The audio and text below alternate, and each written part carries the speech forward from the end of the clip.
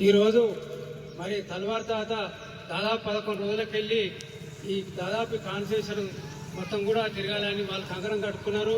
ఎందుకంటే సమాజంలో జరుగుతున్న చెడుని మరి ప్రజలకు ఏ విధంగా వివరించాలి, మరి ప్రజలకు దాని పట్ల నష్టం ఏ విధంగా జరుగుతుందన్న ఉద్దేశంతో మరి వాళ్ళు కంకణం కట్టుకున్నారు.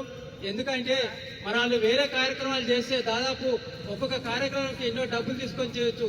కానీ స్వచ్ఛందంగా వాళ్ళు ఎవరి మీద ఆధారపడకుండా వాళ్ళు బండికి పెట్రోల్ పోసుకొని స్వచ్ఛందంగా మరి కార్యక్రమాన్ని నిర్వహించినందుకు మరి తర్వాత టీవీకి మరి వెల్మకైన గ్రామం తరఫున ధన్యవాదాలు తెలుపుకుంటా ఉన్నాను.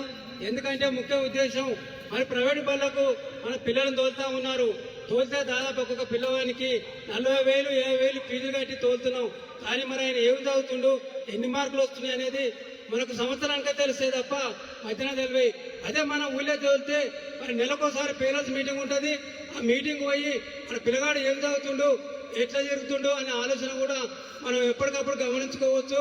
అందుకనే ప్రైవేట్ బళ్ళు బంద్ చేసుకొని మనం మన ఊరి బళ్ళకే తోలాలని, ఈ చెడుకు అలవాటు పడ్డ డ్రగ్స్ కానీ గంజాయి కానీ మత్తు కానీ ఈ చెడు అలవాటు పడ్డ మరి యువకులు కూడా మరి మంచి మార్గంలో రావాలని మీ అందరు కూడా పేరున ధన్యవాదాలు తెలుపుకుంటూ ముగిస్తున్నాను.